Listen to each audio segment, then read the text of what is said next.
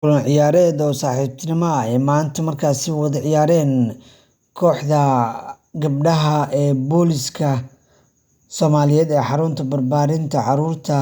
Ciidanka Booliska Soomaaliyeed ayaa soo dhaweeyay dhigooda gabdhaha degmada Boondere ee kubadda gacanta.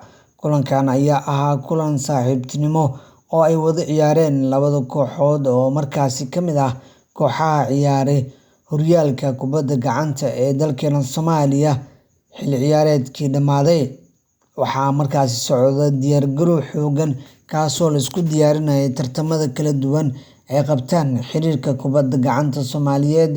Kulan ciyaareedkan ee ahaa kulan saaxiibtinimo ayaa labada kooxoodba waxay soo bandhigeen ciyaar aad loo riyaaqay, waxaana lagu ciyaaray garoonka kubadda gacanta ee xarunta barbaarinta booliska Soomaaliyeed.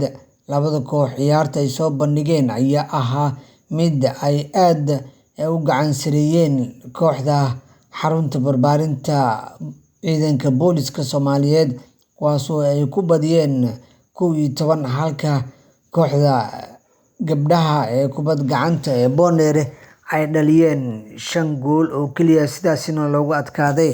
Kulamadan ayaa ahaa kulamo saaxiibtinimo ah oo ay soo qabanqaabiyeen xiriirka kubadda gacanta, kuwaasoo tababaro joogto ah ku sameynaya qeybaha kala duwan ee iskuulka xarunta barbaarinta iyo sidoo kale degmada Boondere, waxayna kooxahan ay kala faa'iideen qaab ciyaareed aad u wanaagsan. Xilli ciyaareedkan oo ka mid ah kulamada ugu waaweyn ee markaasi la filayo in wax badan loogu beddelo ciyaaraha kubadda gacanta si loo horumariyo.